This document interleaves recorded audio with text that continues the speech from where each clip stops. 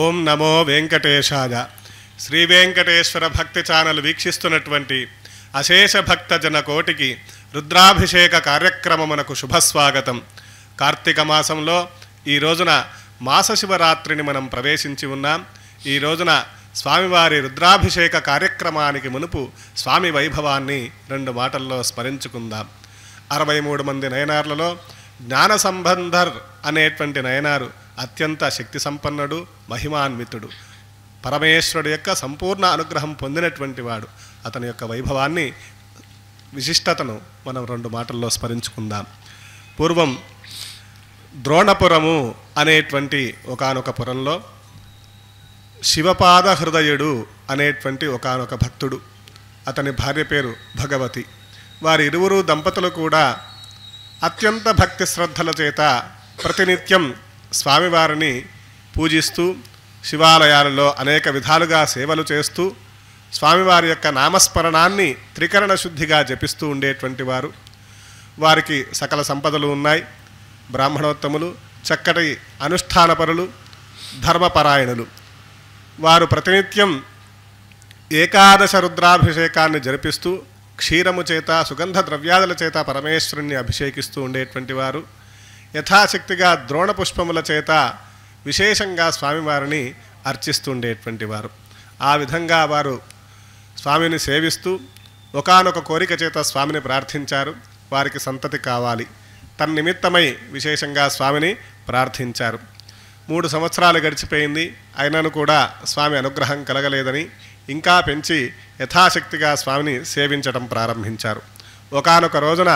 స్వామి ఆ భగవతి యొక్క స్వప్నంలో కనిపించినటువంటి వాడై ఒక స్వర్ణ పాత్రలో పాయసాన్ని అందించాడు. అది సేవించినటువంటి ఆ భగవతి గర్భాన్ని దాల్చినటువంటిదై 9 మాసాలు మోసి ఒక సుపుత్రుణ్ణి ప్రసవించింది. ఆ పుట్టినటువంటి సుపుత్రుడు అత్యంత తేజోవంతంగా ఉన్నాడు, శక్తి సంపన్నుడుగా ఉన్నాడు. అతనికి జ్ఞాన సంబంధర్ అనేటువంటి నామకరణాన్ని చేశారు. ఆ పుట్టినటువంటి పిల్లవాడు విశిష్టమైనటువంటి శక్తి చేత వెలుగొందుతూ ఉన్నాడు. దినదిన ప్రవర్ధమానం అవుతూ ఉన్నాడు. ఒకానొక రోజు 3 సంవత్సరాలు సంప్రాప్తించాయే ఆ బాలకుడికి. ఒకానొక రోజు తండ్రి గారు స్నానార్థమై కోనేటి దగ్గరికి వెళ్ళి ఆ గట్టు మీద కూర్చొని పెట్టి అతను జలంలోకి వెళ్ళి స్నానమాచరిస్తూ ఆ స్నానమైన పిదప జలంలో యోగాభ్యాసాన్ని, జల సంబంధమైనటువంటి యోగాభ్యాసం కూడా ఉంటుంది, దాంట్లో ఆయన కొద్దిసేపు నీళ్ళల్లో మునిగి ఉన్నాడు. ఆ సందర్భంలో ఈ పిల్లవాడికి తండ్రి కనిపించకపోవటం వలన ఆయనను పిలవటం ప్రారంభించాడు. ఆ పిలుపులకి సాక్షాత్తుగా పార్వతీ పరమేశ్వరులే అక్కడ ప్రత్యక్షమై ఆ పిల్లవాడు కనుక రోధిస్తున్నాడు, ఏదైనా చేయమని చెప్పి పరమేశ్వరుడు ఆజ్ఞాపించగా పార్వతీదేవియే సాక్షాత్తుగా స్తన్యాన్ని ఇచ్చిందని, అలాగే ఆడుకోవడానికి ఏదైనా వస్తువులు కూడా ఇచ్చి అక్కడి నుంచి వారు నిర్గమించారు. ఆ తర్వాత తండ్రి స్నానమాచరించి జపతపాదులు చేసుకొని తిరిగి చూసి వచ్చేసరికి ఆ జ్ఞాన సంబంధరి యొక్క పెదవులకి పాలు ఉన్నాయి, ఆడుకోవడానికి కొన్ని వస్తువులు కూడా ఉన్నాయి, అవి బంగారుమయంగా ఉన్నాయి. చూసి ఆశ్చర్యపోయాడు. ఎవరిచ్చారని చెప్పి అడిగితే ఆ పార్వతీ పరమేశ్వరులు వెళ్ళిపోయినటువంటి దారి వైపు చేతి చూపించాడు. చూస్తే అక్కడ ఎవరూ లేరు. ఆశ్చర్యపోయాడు. సరే, ఇతనికి ఏదైనా గాలి తగిలిందేమో అని చెప్పి తన దగ్గర ఉండేటువంటి విభూతిని మంత్రించి ఆ పిల్లవాడి యొక్క నుదుటను తిలకం దిద్దాడు. ఆ తర్వాత అక్కడ ఉండేటువంటి ఈ విషయాన్ని గమనించినటువంటి అక్కడ ఉండేటువంటి పరిజనులందరూ కూడా వచ్చి చూశారు. ఆ సందర్భంలో 3 సంవత్సరాల కాల వ్యవధిలో ఉండేటువంటి ఆ బాలకుడు ఆశువుగా శివస్తోత్రాన్ని చేయటం ప్రారంభించాడు. పార్వతీదేవి స్తన్యాన్ని తాగాడు కనుక శివస్తోత్రాలు అప్పటి నుంచే ప్రారంభించాడు ఆ జ్ఞాన సంబంధుడు. ఆ స్తోత్రాలు అత్యంత మహిమాన్వితంగా ప్రజలందరినీ కూడా శివుడి యందు భక్తిని గొలిపేలాగా ఉన్నాయి. అటువంటి ఆ శివస్తోత్రాల చేత తాను తరించడమే కాకుండా భక్తజనులందరినీ కూడా తరింపజేశాడు. ఈ విధంగా జ్ఞాన సంబంధరికి కనిపించినటువంటి ఆ పార్వతీ పరమేశ్వరుల్ని ఇరువురిని కూడా మనం స్మరించుకుంటూ ఈ రోజున రుద్రాభిషేక కార్యక్రమంలో పాల్గొందాం. ఓం నమో వెంకటేశాయ. ఓం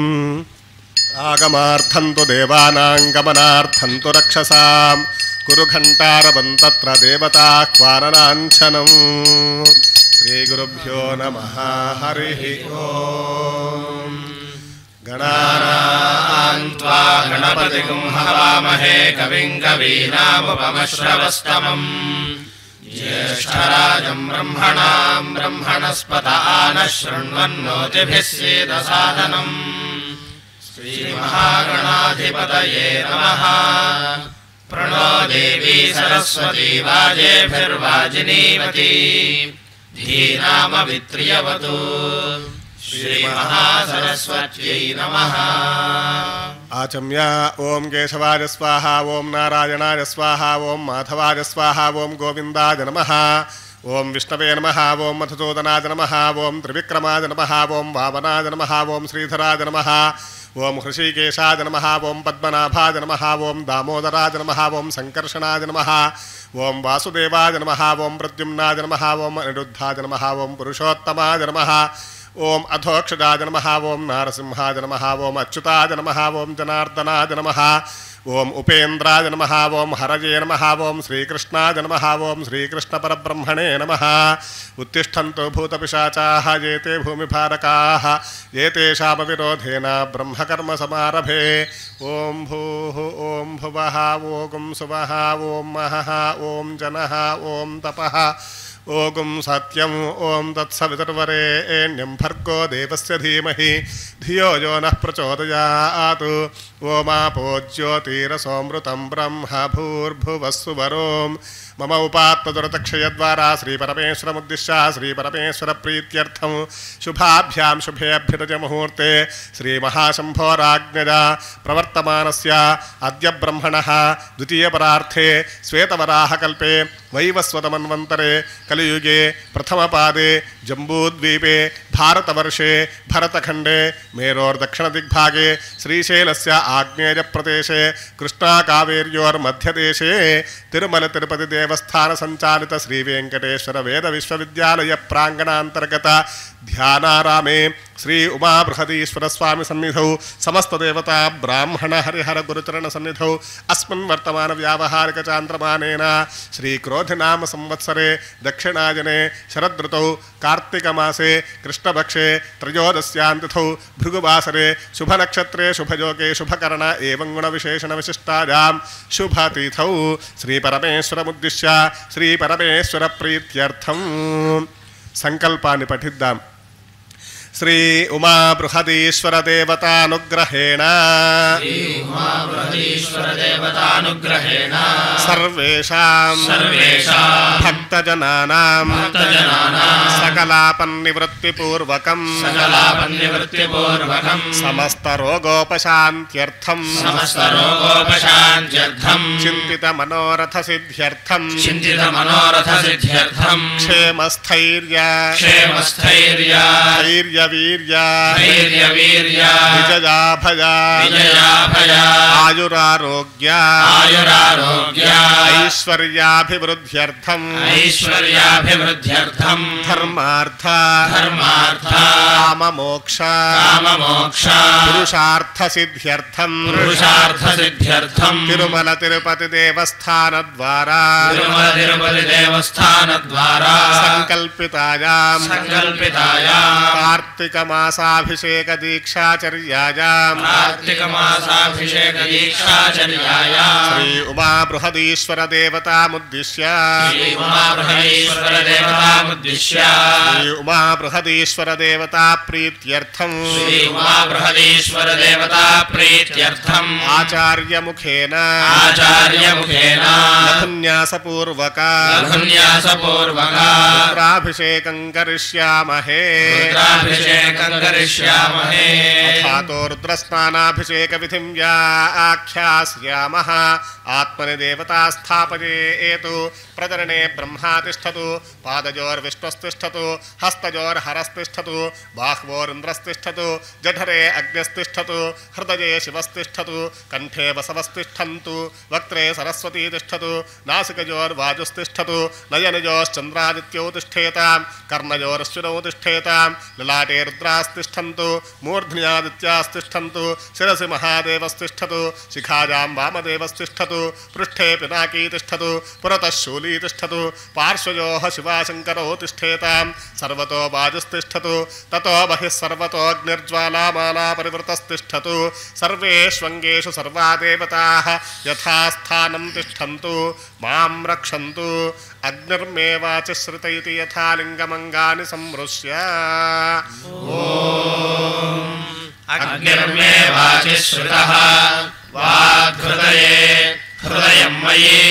अहममृते अमृतं ब्रह्मणि वायुर्मे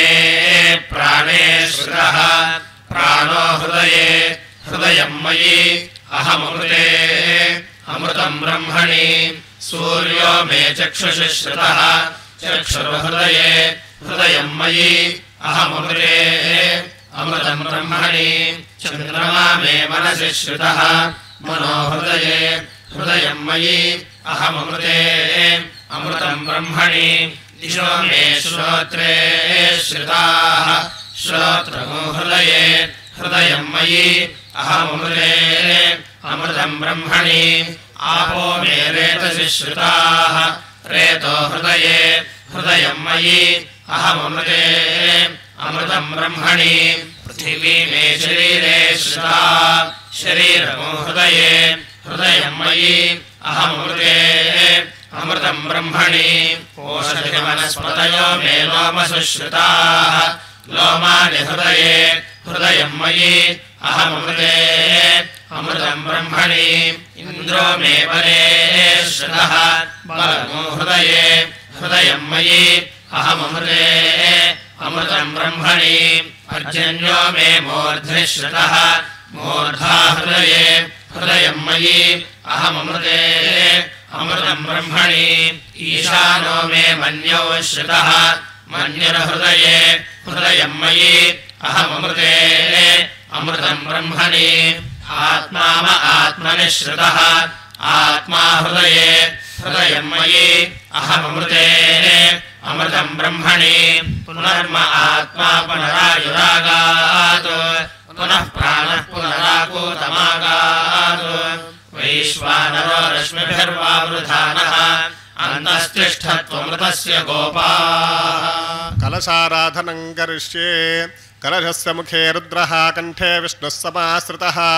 मूले तत्र स्थितो ब्रह्मा मध्ये मातृगणा स्मृताः कुक्षौ तु सागराः सर्वे सप्तद्वीपा वसुन्धरा ऋग्वेदोऽधैर्वेदः सामवेदो ह्यथर्वणः अङ्गैश्च सहिताः सर्वे कलशाम्बुसमाश्रिताः आकलशेषु धावति पवित्रे परिशिच्यते उक्थैर्यज्ञेषु वर्धते आपो वा इदं सर्वं विश्वा भूतान्यापः प्राणा वा आपः पशव आपोन्नमापो मृतमापः सम्राडापो विराडापः स्वराडापः छन्दागुष्यापो ज्योतिगुष्यापो यजुगुष्यापः सत्यमापः सर्वा देवता आपो भूर्भुवः सुवराप ओम् गङ्गे च यमुने चैव गोदावरि सरस्वती नर्मदे सिन्धु कावेर्यौ जलेऽस्मिन् सन्निधिं कुरु श्री उमा बृहदीश्वर पूजार्थं कलशोदकेन पूजाद्रव्याणि सम्प्रोक्ष्य देवम् आत्मानं च सम्प्रोक्ष्य सद्यो जातं प्रपद्यामि आसनं समर्पयामि सद्यो जाताय वै नमो नमः पादयोः पाद्यं समर्पयामि भवे भवेनाति भवे भवस्व माम् हस्तयोः अर्घ्यं समर्पयामि भवोद्भवाय नमः आचमनीयं समर्पयामि वामदेवाय नमः स्नानम् अथ पञ्चामृतस्नानम् आप्यायस्व समेतु ते विश्वदः सोमवृष्णियम् भवावाजस्य सङ्गथे क्षीरेण स्नपयामि दधिक्रावन्नो अकारुषं जिष्णोरश्वस्य वाजिनः सुरभिनो मुखाकरत्प्रण आयोगुं शिलारिषतु दध्नास्नपजामि शुक्रमसि ज्योतिरसि तेजोसि देवो वत्सवितोत्पुनात्वच्छिद्रेण पवित्रेण वसो सूर्यस्य रश्मिभिः आज्येन स्नपजामि मधुवातायते मधुक्षरन्ति सिन्धवः माध्वीर्नः सन्तोषधीः मधुरक्तमुतोषसि मधुमत्पार्थिवकूरजः मधुद्यौरस्तु नः पिता मधुमान्नो वनस्पतिर्मधुमागो अस्तु सूर्यः माध्वीर्गावो भवन्तु नः मधुना स्नपजामि स्वादुपवस्व दिव्याय जन्मने स्वादुरिन्द्राय सुहवीतु नाम्ने स्वादुर्मित्राय वरुणाय वायवे बृहस्पतये मधुमाङ्गताभ्यः शर्करजा स्नपजामि याः फलिनीर्याः फला पुष्पायाश्च पुष्पिणीः बृहस्पतिप्रसूतास्तानो मुञ्चन्त्वगुंहसः फलोदकेन स्नपजामि आपोहिष्ठामयो भुवस्तान ऊर्जे दधातना महेरणाय चक्षसे यो वः शिवतमोरसस्तस्य भाजयते हनः शरीरिव मातरः तस्मारङ्गमामवो यस्य क्षयाय जिन्वथा आपो जनयथा जनः अस्य श्रीरुद्रस्य प्रश्नस्य अघोर ऋषिः अनुष्टुप् छन्दः सङ्कर्षणमूर्तिस्वरूपो जोऽसावादित्यः परमपुरुषः स एष रुद्रो देवता अग्निक्रतुचरमाजामिष्टकाजाकं शतरुद्रीजे जपाभिषेके विनियोगः सकलस्य श्रीरुद्राध्यायस्य श्रीरुद्रो देवता एका गायत्री छन्दः तिस्रो अनुष्टुभः तिस्रः पङ्क्तजः सप्तानुष्टुभो द्वे जगत्यौ परमेश्वर ऋषिः श्री उमाबृहदीश्वर प्रसाद सिद्ध्यर्थे रुद्राभिषेके विनियोगः ओं नमः शम्भवे च अग्निहोत्रात्मने अंगुष्ठाभ्यां नमः मयोभवे च दर्शपूर्णमासात्मने तर्जनीभ्यां नमः नमः शङ्कराय च चातुर्मास्यात्मने मध्यमाभ्यां नमः वयस्कराय च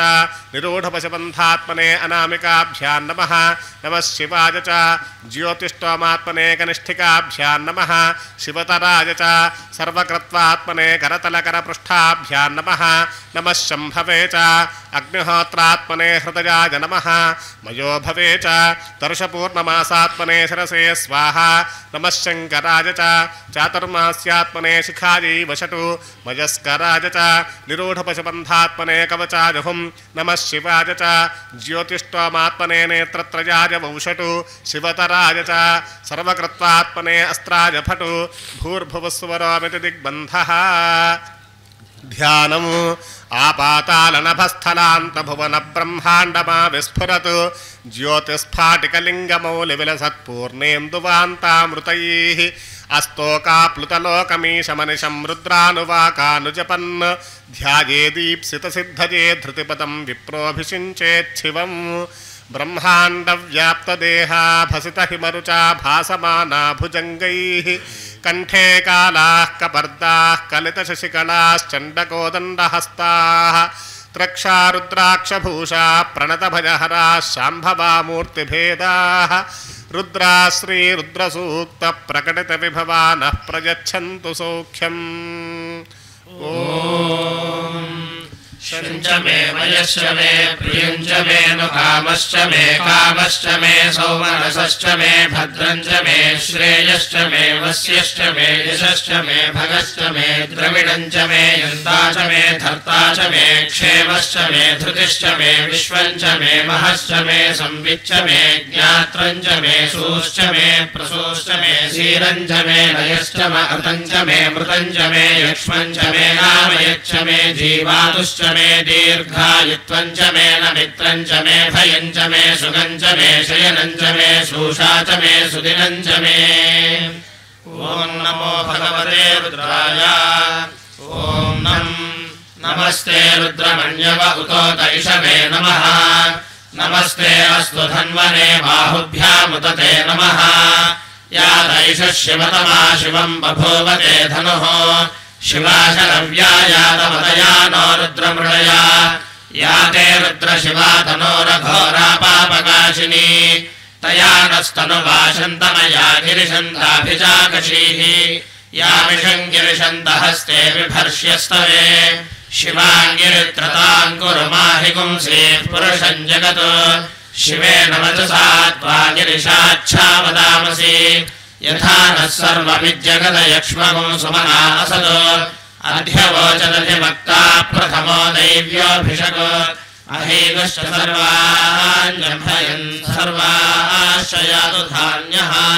असौ यस्ताम्रो अरुण उत बभ्रुस्व मङ्गलः ये चेमागुं रुद्राभितो दिक्षुश्रिताः सहस्रशो वैशागुंहेण ईमहे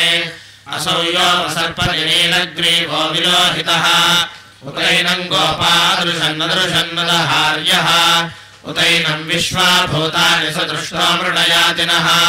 नमो अस्तु नीलग्रीवाय सहस्राक्षाय मीढुषे अथो ये अस्य सत्त्वानोहन्तेभ्यो करन्नमः प्रमुञ्च धन्वनस्त्वमुभयोरार्तियोर्ज्याम् याश्च देहस्तैषवः पराता भगवो वपा अवतत्य धनुस्त्वगो सहस्राक्षशिरे शुभे निशीर्यशल्यानाम् मुखा शिवो नः सुमना भव विज्यन्धनः कपर्दिनो विशल्यो बाणवागो उता अनेशन्नस्येष वा आभुरस्य निषङ्गतिः याते हेतिर्मेढुष्टमहस्ते बभूवते धनुः तयास्मान् विश्वतस्त्वमयक्ष्मया परिभुजा नमस्ते अस्त्वायुधायानातताय धृष्णवे उभाभ्यामुदते नमो बाहुभ्याम् तव धन्वने परिते धन्वनो हेतिरस्मान् मृणक्तु विश्वतः अथो येषुधिस्तवारे अस्मन्निधेहितम् नमो हिरण्यवाहवे सेनान्ये दिशाम् च पतये नमो नमो वृक्षेभ्यो हरिकेशेभ्यः पशूनाम् पतये नमो नमः सस्मिञ्जराय त्विषीमते पथीनाम् पतये नमो नमो बभ्रुषाय विव्याधिनेन्नानाम् पतये नमो नमो हरिकेशायोपवीतिने पुष्टानाम् पतये नमो नमो भवस्य हेत्यै जगताम् पतये नमो नमो रुद्रायादाविने क्षेत्राणाम् पतये नमो नमः सूतायाहन्त्याय वनानाम् पतये नमो नमो रोहिताय स्थपतये वृक्षाणाम् पतये नमो नमो मन्त्रिणे वाणिजाय दक्षाणाम् पतये नमो नमो भुवन्तये वारिवस्कृताय औषधीनाम् पतये नमो नमः उच्चैर्घोषाय क्रन्दयदेवतीनाम् पतये नमो नमः कृष्णवीताय धावते सत्त्वनाम् पतये नमः नमः सहमानाय निव्याधिना व्याधिनीनाम् पतये नमो नमः ककुभाय निषङ्गिणे सेनानाम् पतये नमो नमो निषङ्गिण इषुधिमते तस्कराणाम् पतये नमो नमो वञ्चते परिवञ्चते स्थायूनाम् पतये नमो नमो निचेरवे परिचरायारण्यानाम् पतये नमो नमः सृकाविभ्यो जिघागुंसद्भ्यो पुष्णताम् पतये नमो नमो शिवद्भ्यो नक्तञ्चरभ्यः प्रकृन्तानाम् पतये नमो नमः उष्णीषिणे गिरिचराय कुलुञ्जानाम् पतये नमो नमः इषुमद्भ्यो धन्वामिभ्यश्च वो नमो नमः आतन्वानेभ्यः प्रतिदधानेभ्यश्च वो नमो नमः आयच्छद्भ्यो विसृजद्भ्यश्च वो नमो नमोऽस्यद्भ्यो विद्यद्भ्यश्च वो नमो नमः आसीनेभ्यश्च यानेभ्यश्च वो नमो नमः स्वपद्भ्यो जाग्रद्भ्यश्च वो नमो नमस्तिष्ठद्भ्यो धावद्भ्यश्च वो नमो नमः सभाभ्यः सभापतिभ्यश्च वो नमो नमो अश्वेभ्यो अश्वपतिभ्यश्च वो नमः नमः व्याधिनीभ्यो विविध्यन्तेभ्यश्च वो नमो नमः उगणाभ्यस्त्रुमुहतेभ्यश्च वो नमो नमो गृत्सेभ्यो गृत्सपतिभ्यश्च वो नमो नमो प्रातेभ्यो प्रातपतिभ्यश्च वो नमो नमो गणेभ्यो गणपतिभ्यश्च वो नमो नमो विरूपेभ्यो विश्वरूपेभ्यश्च वो नमो नमो महद्भ्यः क्षुल्लकेभ्यश्च वो नमो नमो रथेभ्यो रथेभ्यश्च वो नमो नमो रथेभ्यो रथपतिभ्यश्च वो नमो नमः सेनाभ्यः सेनानिभ्यश्च वो नमो नमः क्षत्रुभ्यः सङ्ग्रहीतृभ्यश्च वो नमो नमस्तक्षभ्यो रथकारेभ्यश्च वो नमो नमः कुलालेभ्यः कर्मारेभ्यश्च वो नमो नमः पुञ्जिष्टेभ्यो निषादेभ्यश्च वो नमो नमः इषकृभ्यो धन्वकृभ्यश्च वो नमो नमो मृगयुभ्यश्वरिभ्यश्च वो नमो नमः श्वभ्यश्वपतिभ्यश्च वो नमः नमो भवाय च रुद्राय च नमः शर्वाय च पशुपतये च नमो नीलग्रीवाय च शितिकण्ठाय च नमः कपर्दिने च व्यक्तकेशाय च नमः सहस्राक्षाय च शतधन्वने च नमो गिरिशाय च शिपिविष्टाय च नमो मेढष्टमाय चेषुमते च नमो ह्रस्वाय च वामनाय च नमो बृहते च वर्षीयसे च नमो वृद्धाय च संवृद्धने च नमो अग्र्याय च प्रथमाय च नमः आशवे चाजिराय च नमः शीघ्रियाय च शीभ्याय च नमः ऊर्म्याय च वस्वन्याय च नमः स्रोतस्याय च द्वीप्याय च नमो ज्येष्ठाय च कनिष्ठाय च नमः पूर्वजाय च परजाय च नमो मध्यमाय च अपगल्भाय च नमो निकन्याय च बुद्धियाय च नमः सौभ्याय च प्रजसर्याय च नमो याम्याय च क्षेम्याय च नमः उर्वर्याय च खल्याय च नमः श्लोक्याय च अवसान्याय च नमो वन्याय च कक्ष्याय च नमः श्रवाय च प्रतिश्रवाय च नमः आशुषेणाय च आशुरथाय च नमः शूराय च अवभिन्नते च नमो वर्मिणे च वरोधिने च नमो बिल्मिने च कवचिने च नमः श्रुताय च श्रुतसेनाय च नमो दुन्दुभ्याय च हनन्याय च नमो धृष्णवे च प्रवृषाय च नमो दूताय च प्रहिताय च नमो निषङ्गिणे च शुधिमते च नमः स्तीक्ष्णे च युधने च नमः स्वायुधाय च सुधन्वने च नमः श्रुत्याय च पथ्याय च नमः काट्याय च नीप्याय च नमः सूर्याय च सरस्याय च नमो नाद्याय च वैशन्ताय च नमः कोप्याय च वट्याय च नमो वर्ष्याय च वर्ष्याय च नमो मेघ्याय च विद्युत्याय च नमः ईध्र्याय चारप्याय च नमो वात्याय च रेश्म्याय च नमो वास्तव्याय च वास्तुपाय च नमः सोमाय च रुद्राय च नमस्ताम्राय च अरुणाय च नमः शङ्गाय च पशुपतये च नमः उग्राय च भीमाय च नमो अग्रे वधाय च दूरे वधाय च नमो हन्त्रे च हनीयसे च नमो वृक्षेभ्यो हरिकेशेभ्यो नमस्काराय नमः शम्भवे च मयोभवे च नमः शङ्कराय च मयस्कराय च नमः शिवाय च शिवतराय च नमस्तीर्थ्याय च कूल्याय च नमः पार्याय च भार्याय च नमः प्रतरणाय चोत्तरणाय च नमः आतार्याय च लाद्याय च नमः शिष्प्याय च फेन्याय च नमः सिगत्याय च प्रवाह्याय च नमैरण्याय च प्रपथ्याय च नमः किमोषणाय च क्षयणाय च नमः कपर्दिने च पुलस्तये च नमो गोष्ठ्याय च गृह्याय च नमः स्तल्प्याय च गेह्याय च नमः काट्याय च गह्वरेष्ठाय च नमो हृदयाय च निवेश्याय च नमः पागुसव्याय च रजस्याय च नमः शुष्क्याय च हरित्याय च नमो लोप्याय चोलप्याय च नमः ऊर्व्याय च सूर्म्याय च नमः पर्ण्याय च पर्णशद्याय च नमोपगुरमाणाय च घटे च नमः आख्यरते च प्रख्यजते च नमो वह्किरिकेभ्यो देवानागो हृदयेभ्यो नमो विक्षीणकेभ्यो नमो विजन्वत्केभ्यो नमः आनिर्हतेभ्यो नमः आमीवत्केभ्यः त्रापे अन्धसस्पदे दरिद्रन्नीललोहिता येषाम् पुरुषाणाम् येषाम् पशूनाम् माभेर्मा रोमो येषाम् किञ्चनाममतो याते रुद्रशिवातनोः शिवा विश्वाह भेषजी शिवा रुद्रस्य भेषजी दया नो मृणजीवसे इमामो रुद्राय तमसे कपर्दिने क्षयद्वीराय प्रभरामहे मतिम् यथा नश्यमसद्विपदे चतुष्पदे विश्वम् पुष्टम् ग्रामे अस्मिन्ननातुरम् मृणालो रुद्रोतनो मयस्कृति क्षयद्वीराय मनसा विधेमते यच्छञ्जयोश्चमनुरायते पिता तदस्यामतवरुद्रप्रणीतौ मानो महान्तमतमानो अर्भकम् मानौक्षन्तमुतमानौक्षितम् मानोवधे पितरम् मोदमातरम् प्रियामानस्तनुवो रुद्ररीरिषः मानस्तोकेतनये मानायुषमानो गोषमानोऽश्वेषु रीरिषः वीरान् मानो रुद्रभामितो वधीरः विष्मन्तो नमसा विधेमते आरात्रे बोध्न उदपूरुषज्ञे क्षयद्वीराय सुम्नमस्मेते अस्तु रक्षाजनोऽधिजदेव ब्रूह्यथा जनः शर्म यच्छद्विवरः स्वहि श्रुतम् कर्तसदन्युवानम् मृगन्न भीममुपहत्नुमुग्रम् मृडाचरित्रे रुद्रस्तमानो अन्यन्ते अस्मन्निवन्तु सेनाः परिणो रुद्रस्य हेतुर्वृणक्तुपरित्वेषस्य दुर्मतिरघायोः अवस्थिरामघवध्यस्तनुष्वमेध्वस्तोकायतनयाय मृडया मेढष्टमशिवतमशिवो नः सुमना भव परमे वृक्षायुधन्निधाय कृत्यम् वसानाचरपिनाकम् बिभ्रदागहि विकिरित विलोहित नमस्ते अस्तु भगवः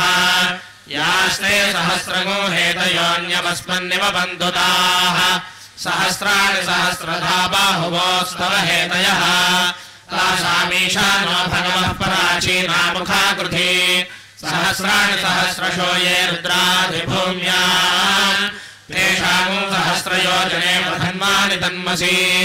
अस्मिन् महत्यर्णवेऽन्तरिक्षे भवाधि नीलग्रीवाश्रिगण्ठाः शर्वाधः क्षमाचराः नीलग्रीवाश्रिगण्ठादिवगो रुद्रा उपश्रिताः ये वृक्षेषु तस्मिञ्जरा नीलग्रीवा विलोहिताः ये भूतानामधिपतयो विशिखासक्कपर्दिनः ये अन्येषु विविध्यन्ति पात्रेषु पिबतो जनानो ये पथाम्पथरक्षयैलमृतायव्यथः ये तीर्थानि प्रचलन्तु सर्वावन्तो निषङ्गिणः ये तावन्तश्च भूयागुंसश्च दिशो रुद्रावितस्थिरे तेषाम् सहस्रयोजने धन्वानि तन्मसि नमो रुद्रेभ्यो ये पृथिव्याम् येऽन्तरिक्षे ये दिवि येषामन्नम् वातो वर्षविषवस्तेभ्यो दश प्राचीर्दश दक्षिणा दश प्रतीचेर्दशोदीचेर्दशोर्ध्वास्तेभ्यो नमस्ते नो मृणयन्तु ते यन्विष्मोयुष्यनो द्वेष्टम् भोजन्धे ददामि त्र्यम्बकम् यजामहे सुगन्धिम् पुष्टिवर्धनम् उर्वारुकमिव बन्धनान् मृत्योर्मुक्षीयमामृतातो ॐ शान्तिः शान्तिः शान्तिः अग्ना विष्णो सजोषसे मा वर्धन्तु वाङ्गिरः जुम्नैर्वाजेभिरागतम् वाजश्च मे प्रसवश्च मे प्रयदिश्च मे प्रसिदिश्च मे धीतिश्च मे कृतश्च मे स्वरश्च मे श्लोकश्च मे श्रावश्च मे श्रुतिश्च मे ज्योतिश्च मे शुभश्च मे प्राणश्च मे पानश्च मे व्यानश्च मे सुश्च मे चित्तञ्च माधीतञ्च मे वाक्च मे मनश्च मे चक्षुश्च मे श्रोत्रञ्च मे दक्षश्च मे बलञ्च मा ओजश्च मे सहश्च मा आयुश्च मे जरा च मा आत्मा च मे तनोश्च मे शर्म च मे वर्म च मेऽङ्गानि च मे स्थानि मे परोगुंसि च मे शरीराणि च मे ज्येष्ठ्यम् च माधिपत्यम् च मे मन्यश्च मे भामश्च मे मस्य मेऽम्भश्च मे जयमा च मे महिमा च मे वरिमा च मे प्रतिमा च मे भस्मा च मे द्राहुया च मे वृद्धम् च मे वृद्धिश्च मे सत्यम् च मे श्रद्धा च मे जगच्च मे धनम् च मे वशश्च मे त्विषिश्च मे क्रीडा च मे बोधश्च मे राजश्च मे दृश्यमानम् च मे सूक्तम् च मे सुकृतम् च मे वित्तम् च मे वेद्यम् च मे भूतम् च मे भविष्यच्च मे सुखम् च मे सुपथम् च मार्धम् च मार्धिश्च मे क्लुप्तम् च मे क्लुप्तिश्च मे मतिश्च मे सुमतिश्च मे शञ्च मे मयश्च मे प्रियञ्च मे कामश्च मे कामश्च मे सौमनसश्च मे भद्रञ्च मे श्रेयश्च मे वस्यश्च मे यशश्च मे भगश्च मे द्रविणञ्च मे यन्ता च मे धर्ता च मे क्षेमश्च मे धृतिश्च मे विश्वञ्च मे महश्च मे संविच्च मे ज्ञात्रञ्च मे सोश्च मे प्रसोश्च मे शीरञ्च मे लयश्च मार्गञ्च मे मृगञ्च मे यक्ष्मञ्च मे नामयच्च मे जीवातुश्च मे दीर्घायुत्वञ्च मे नमित्रञ्च मे भयञ्च मे सुगञ्च मे शयनञ्च मे शोषा च मे सुदिनञ्च मे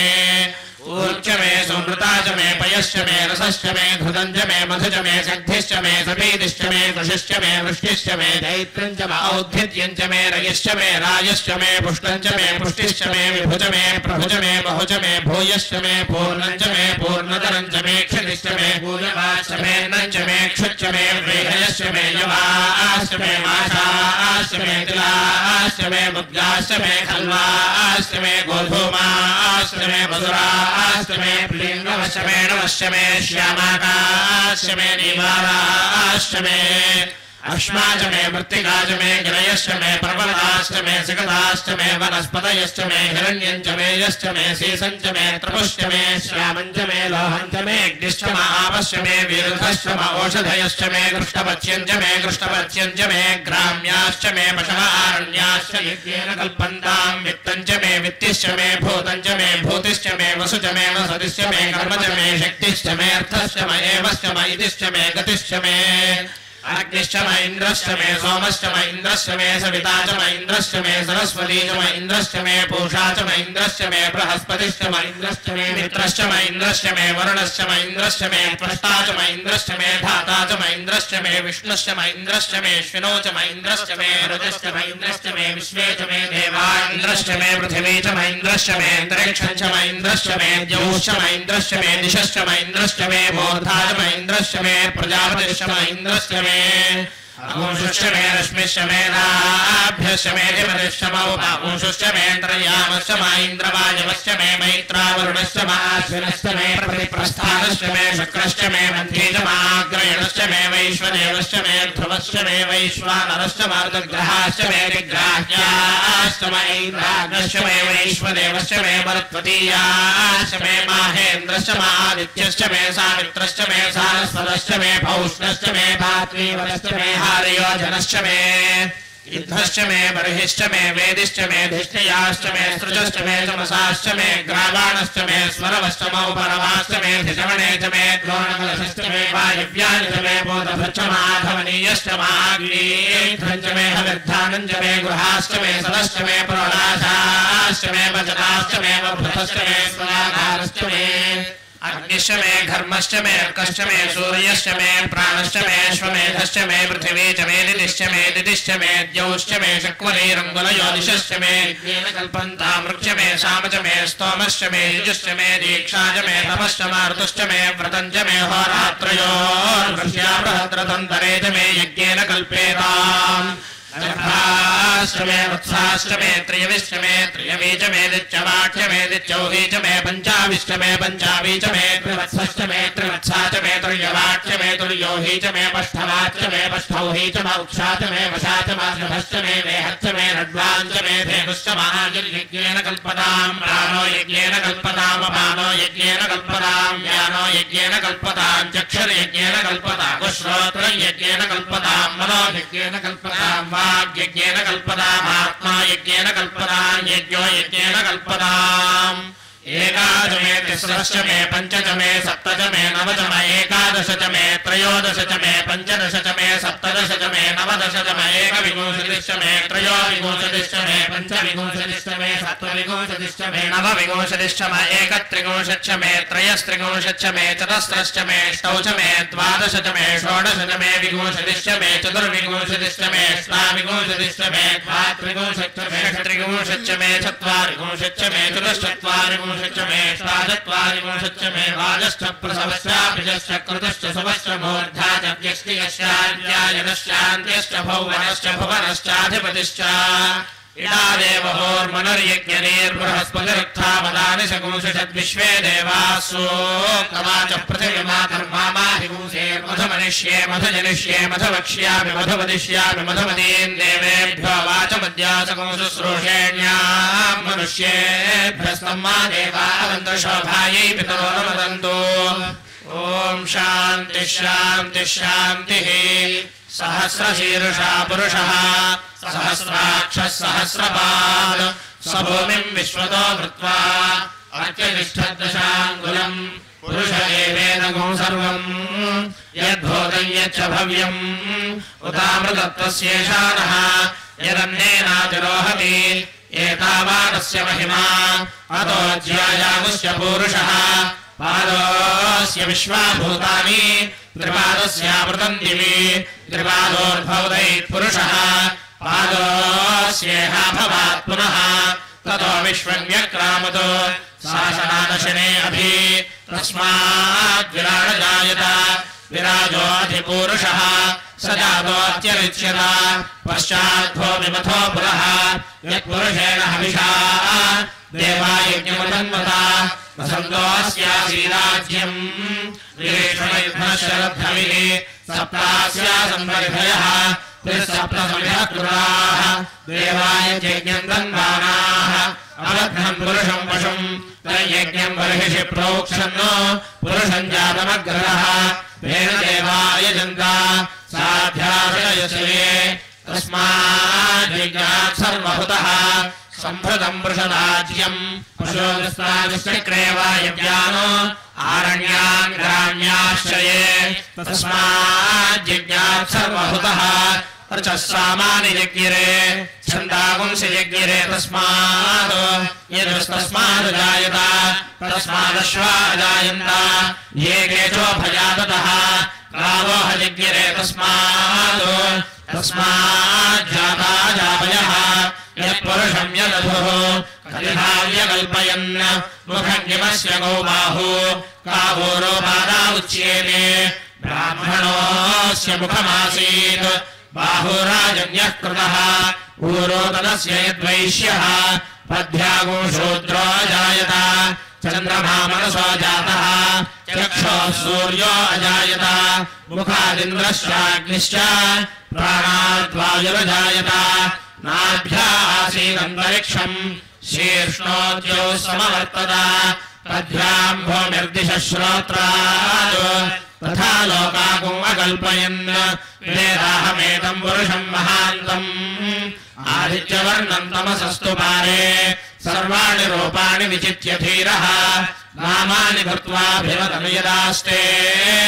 धाता पुरस्ताद्यमुदा जहार शक्रः प्रविद्वान् प्रतिशश्चतस्रः तमेवम् विद्वानमृतैः भवति नान्यः पन्थायनाय विद्यते यज्ञेन यज्ञमयजन्त देवाः तानि धर्माणि प्रथमान्यासन् देहनाकम् महिमानः सजन्ते यत्र पूर्वे साध्याः सन्ति देवाः अद्य सम्भूतः पृथिव्यैरसाच्च विश्वकर्मणः समवर्तताधि तस्य त्वष्टा विदधद्रूपमेति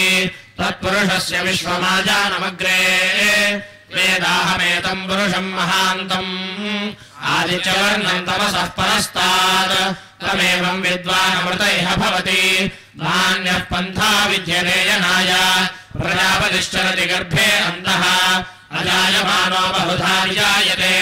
तस्य धीराः परिजानन्ति योनिम् मरीचीनाम् पदमिच्छन्ति मेधसः यो देवेभ्यः आगपति यो देवानाम् पुरोहितः पूर्वो यो देवेभ्यो जातः नमो ऋचाय ब्राह्मये ऋचम् ब्राह्मम् जनयन्तः देवाग्रे तदब्रुवन् यस्वैवम् ब्राह्मणो विद्यात् तस्य देवासनुवशे ह्रीश्वरे लक्ष्मीश्च पत्न्यौ अहोरात्रे पार्श्वे नक्षत्राणि रूपम् अश्विनौ व्यात्तम् इष्टम् मनिषाणा अमुम् मनिषाणा सर्वम् मनिषाणा तच्छयोरावृणीमहे गातुम् यज्ञाय गातुम् यज्ञपतये दैवी स्वस्तिरस्तु नः स्वस्तिर्मानुषेभ्यः ऊर्ध्वम् जिगातु भेषजम् शन्नो अस्तुद्विपदे शञ्चतुष्पदे ॐ शान्तिः शान्तिः शान्तिः जातवेदसे सुमवाम सोमवरातीयतो निदहाति वेदः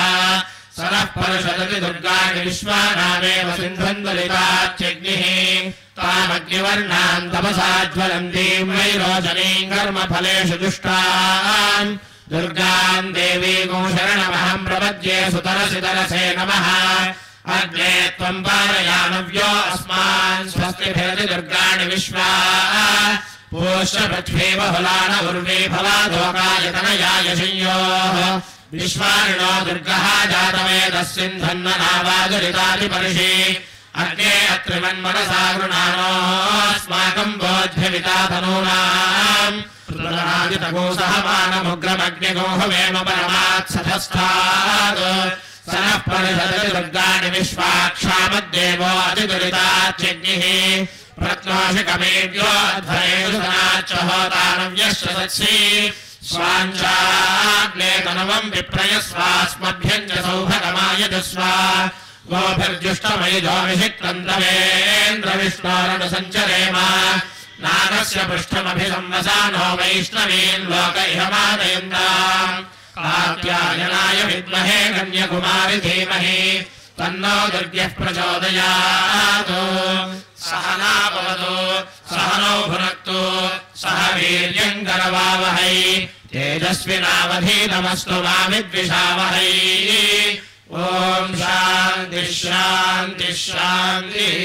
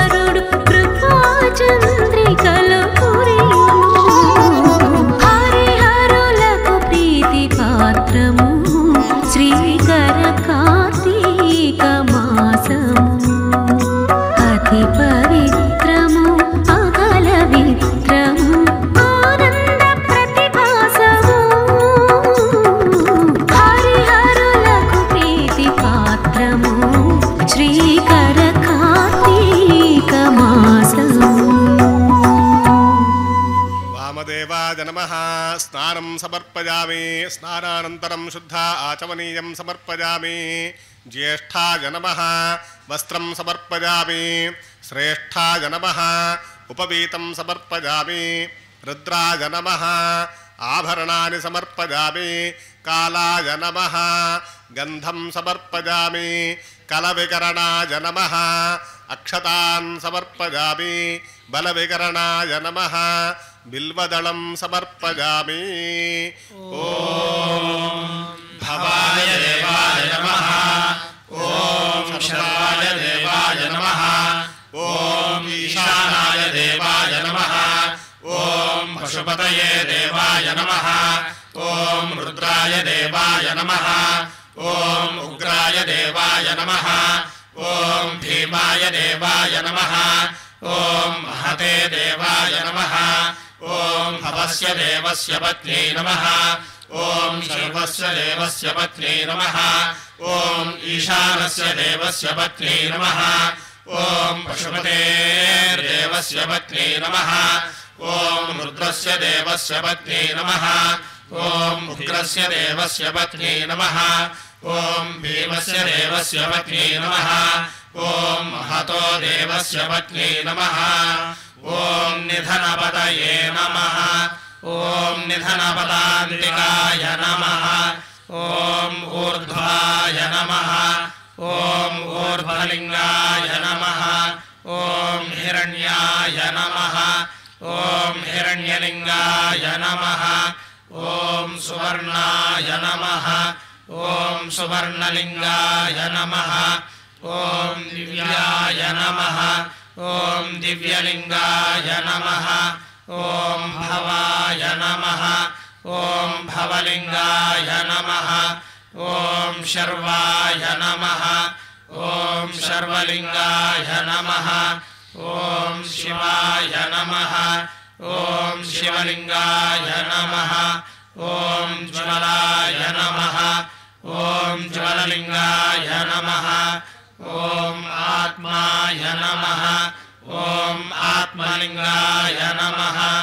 ఓం పరమాయ నమః ఓం పరమలింగాయ నమః ఏతత్సోమస్య సూర్యస్య సర్వలింగస్థాపయతి పాణిమంత్రం పవిత్రం ఓం శివాయ నమః ఓం మహేశ్వరాయ నమః ఓం శంభవే నమః ఓం పినాకినే నమః ఓం శశిశేఖరాయ నమః ఓం వామదేవాయ నమః ఓం విరూపాక్షాయ నమః ఓం కపర్దినే నమః ఓం నీలలోహితాయ నమః ఓం శంకరాయ నమః ఓం శూలపాణజే నమః ఓం ఖట్వాంగినే నమః ఓం విష్ణువల్లభాయ నమః ఓం శిపివిష్టాయ నమః ఓం అంబికానాథాయ నమః ఓం శ్రీకంఠాయ నమః ఓం భక్తవత్సలాయ నమః ఓం భవాయ నమః ఓం శర్వాయ నమః ఓం త్రిలోకేశాయ నమః ఓం శితికంఠాయ నమః ఓం శివాప్రియాయ నమః ఓం ఉగ్రాయ నమః ఓం కపాలినే నమః ఓం కామారయే నమః ఓం అంధకాసురసూదనాయ నమః ఓం గంగాధరాయ నమః ఓం లలాటాక్షాయ నమః ఓం కాలకాలాయ నమః ఓం కృపానిధయే నమః ఓం భీమాయ నమః ఓం పరశుహస్తాయ నమః ఓం మృగపాణజే నమః ఓం జటాధరాయ నమః ఓం కైలాసవాసినే నమః ఓం కవచనే నమః ఓం కఠోరాయ నమః ఓం త్రిపురాంతకాయ నమః ఓం వృషాంకాయ నమః ఓం వృషభారూఢాయ నమః ఓం భస్మోద్ధూళిత విగ్రహాయ నమః ఓం శాపప్రియాయ నమః ఓం స్వరమయాయ నమః ఓం త్రయీమూర్తయే నమః ఓం అనీశ్వరాయ నమః ఓం సర్వజ్ఞాయ నమః ఓం పరమాత్మనే నమః ఓం సోమసూర్యాగ్నిలోచనాయ నమః ఓం హవిషే నమః ఓం యజ్ఞమయాయ నమః ఓం సోమాయ నమః ఓం పంచవక్త్రాయ నమః ఓం సదాశివాయ నమః ఓం విశ్వేశ్వరాయ నమః ఓం వీరభద్రాయ నమః ఓం గణనాథాయ నమః ఓం ప్రజాపతయే నమః ఓం హిరణ్యరేతసే నమః ఓం దుర్ధర్షాయ నమః ఓం గిరీశాయ నమః ఓం గిరిశాయ నమః ఓం అనఘాయ నమః ఓం భుజంగభూషణాయ నమః ఓం భర్గాయ నమః ఓం గిరిధన్వినే నమః ఓం గిరిప్రియాయ నమః ఓం కృత్తివాససే నమః ఓం పురారాతజే నమః ఓం భగవతే నమః ఓం ప్రమథాధిపాయ నమః ఓం మృత్యుంజయాయ నమః ఓం సూక్ష్మధనవే నమః ఓం జగద్వ్యాపనే నమః ఓం జగద్గురవే నమః ఓం వ్యోమకేశాయ నమః ఓం మహాసేనజనకాయ నమః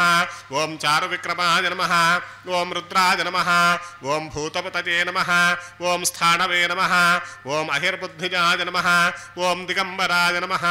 ఓం అష్టమూర్తయే నమః ఓం అనేకాత్మనే నమః ఓం సాత్వికాయ నమః ఓం శుద్ధ విగ్రహాయ నమః ఓం శాశ్వతాయ నమః ఓం ఖండపరశవే నమః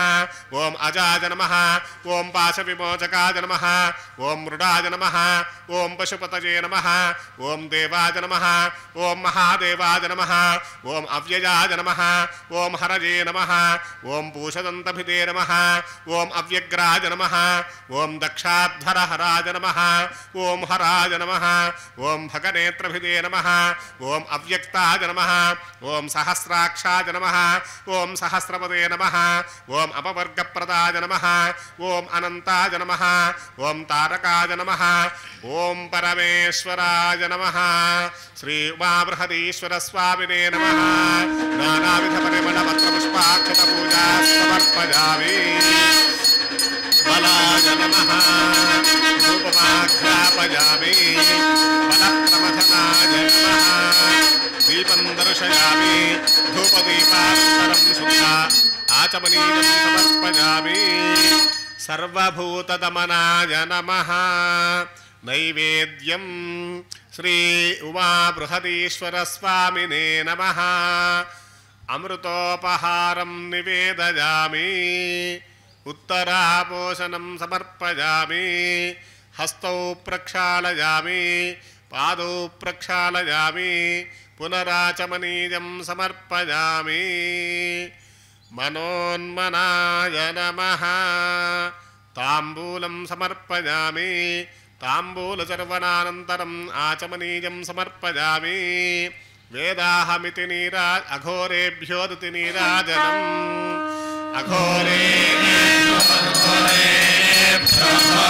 అఘోరేభ్యోరేభ్యోరేభ్యః సర్వేభ్యః సర్వసర్వేభ్యో నమస్తే అస్తు రుద్రరూపేభ్యః సంరాజం చ విరాజం చ విశ్వేర్యాజనో గృహే లక్ష్మీరాష్ట్రస్య జాముఖే దయామాసకో సృజామసి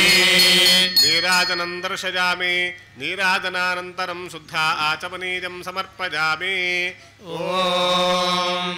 తత్పురుషాయ విద్మహే మహాదేవాయ ధీమహి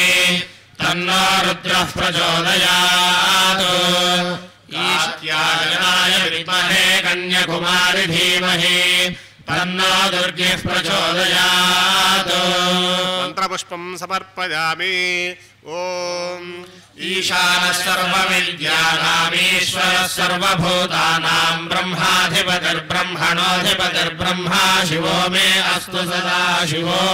ఆత్మప్రదక్షిణం సమర్పయామి పునః పూజాం కరిష్యే ఛత్రమాచ్ఛాదయామి చామరాభ్యాం వీజయామి నృత్యం దర్శయామి గీతం శ్రావయామి ఆందోళికామారోహయామి సమస్తరాజోపచార దేవోపచార భక్త్యుపచార శక్త్యుపచార పూజా సమర్పయామి యస్య స్మృత్యా చ నామోక్త్యా తపః పూజా క్రియాదిషు న్యూనం సంపూర్ణతాం యాతి సద్య వందేతమీశ్వరం మంత్రహీనం క్రియాహీనం భక్తిహీనం మహేశ్వర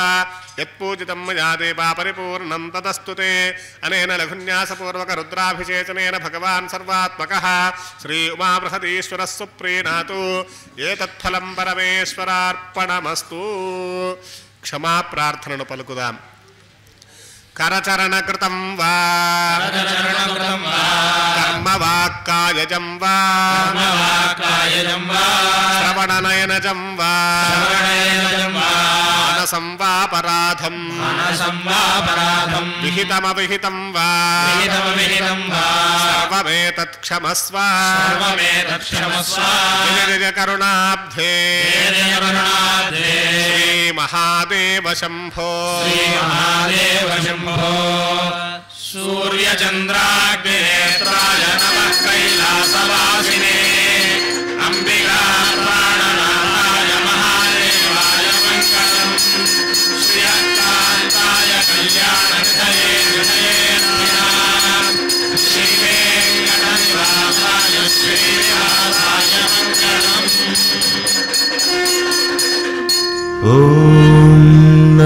शिवाय ॐ नमः शिवाय ॐ नमः शिवाय ॐ नमः शिवाय ॐ नमः शिवाय ॐ नमः शिवाय ॐ नमः शिवाय।